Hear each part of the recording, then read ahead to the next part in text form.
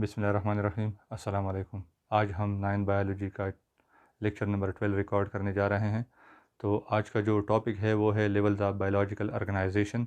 इस पे हमने 2 लेक्चर रिकॉर्ड किए हैं। आज हम तीसरा लेक्चर यानी पार्ट सी रिकॉर्ड करेंगे। तो आए वन बाय वन डिस्कस करते हैं इसको। स्पीशीज़ क्या है? A group of similar organisms that can interbreed and produce fertile offspring is called a group of similar organisms. Similar organisms का ग्रुप जो आपस में वो ब्रीड कर सकता हो और बच्चे प्रोड्यूस कर सकते हो, तो ऐसे ग्रुप ऑफ सिमिलर ऑर्गेनिजम्स को हम कहते हैं स्पीशीज़। क्या एग्जांपल है इसके? ह्यूमन, दूसरा एग्जांपल है बरासी का। अच्छा, ये जो स्पीशीज़ है इसके लिए आप एरिया डिफाइन नहीं कर सकते। अगर आप एरिया डिफाइन करते हैं तो इसका मतलब है कि पाकिस्तान में जो ह्यूमन स्पीशीज़ है, ग्रुप है ऑर्गेनिजम्स का, वो अफ्रीका में जो ह्यूमन है उनसे डिफरेंट है, उनसे ये ब्रीड नहीं कर सकता। फिर ये मतलब बनता है जब आप एरिया डिफाइन करते हैं। तो इसलिए एरिया आप डिफाइन नहीं कर सकते, क्योंकि स्पीशीज़, ह्यूमन स्पीशीज़ तो चाहे वो पाकिस्तान में हो या अफ़गानिस्तान में या इंग्लैंड में, ये क्या है, सिमिलर है, आपस में इंटरब्रीड कर सकते हैं और फर्टाइल ऑफस्प्रिंग प्रोड्यूस कर सकते। अब आते हैं पॉपुलेशन की तरफ। पॉपुलेशन क्या है? A group of organisms of the same species. A group of the same species, plant और animals living in the same area at the same time and sharing the same resources is called population. A group of organism of the same species. Let's suppose एक same area में, let's suppose ये एक area है, इसमें एक कोई organism, let's suppose ये human है। अगर ये एक है तो ये ऑर्गेनिज्म है या इंडिविजुअल है।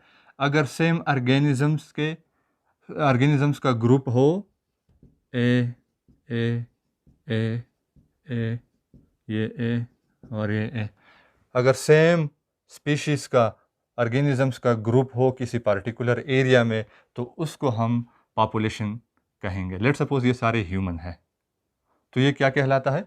पॉपुलेशन।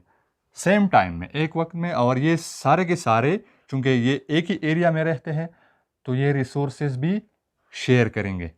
मतलब लेट्स सपोज ये एक इंडिविजुअल जो रिसोर्सेज यूज़ करेगा, सेम ये वाला इंडिविजुअल भी करेगा। और रिसोर्सेज क्या है?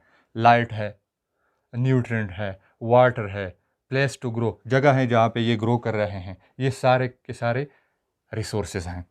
अच्छा, तो इसके क्या एग्जांपल्स क्या हैं इसके? Human population in a city के अंदर सारे ह्यूमन का जो पॉपुलेशन है, ये क्या है? पॉपुलेशन। और मेज़ पॉपुलेशन, एक मेज़ फील्ड है, खेत है, इसमें सारे मेज़ के ही प्लांट है, तो वो क्या है? पॉपुलेशन है, मेज़ पॉपुलेशन।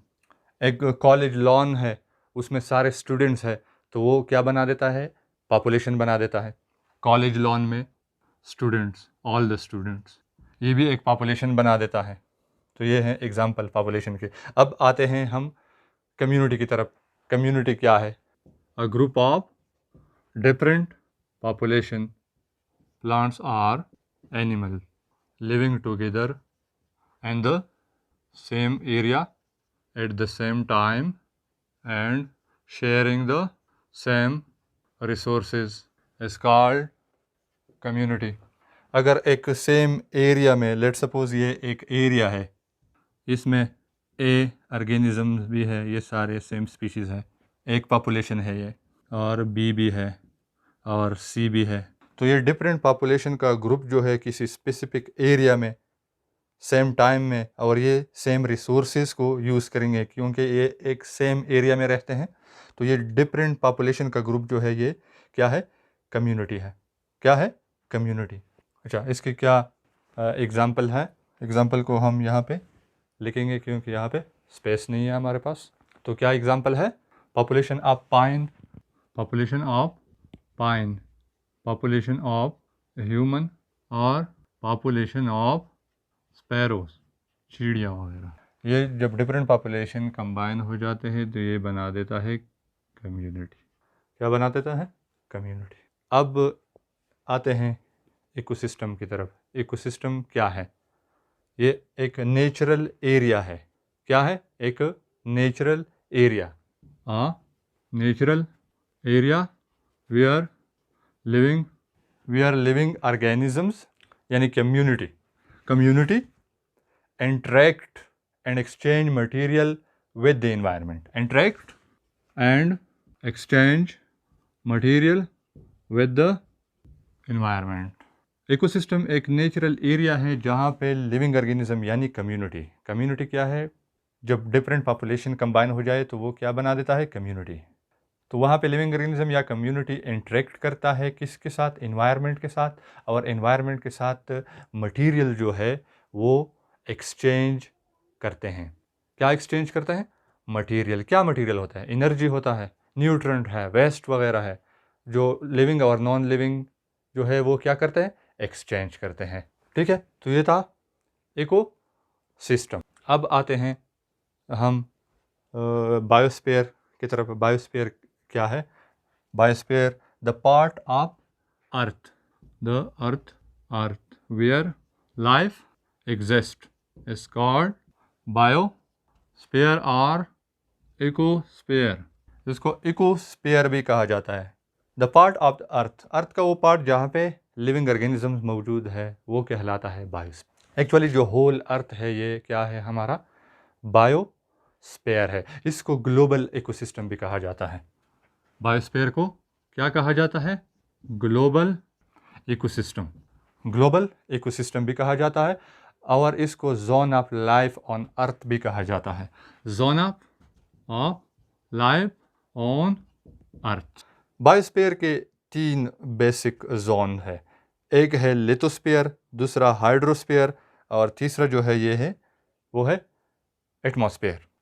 तो लिथोस्फीयर क्या है? ये है solid portion of the earth. Solid portion of the earth is called lithosphere.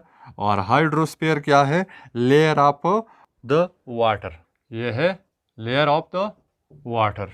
और एटमॉस्फेयर क्या है? ये जो गैसियस पोर्शन है या गैसियस एनवेलप है, gaseous portion surrounding the earth. Gaseous portion surrounding the earth. कितने जोन है? 3 बेसिक जोन है बायोस्फीयर के। एक्चुअली ये बायोस्फीयर जो है ये 3 बेसिक जोन से बना है। Lithosphere, hydrosphere, atmosphere. लिथोस्फीयर क्या है? Solid portion of the earth. Earth का जो सॉलिड पोर्शन है, सरफेस है, वो क्या कहलाता है? लिथोस्फीयर।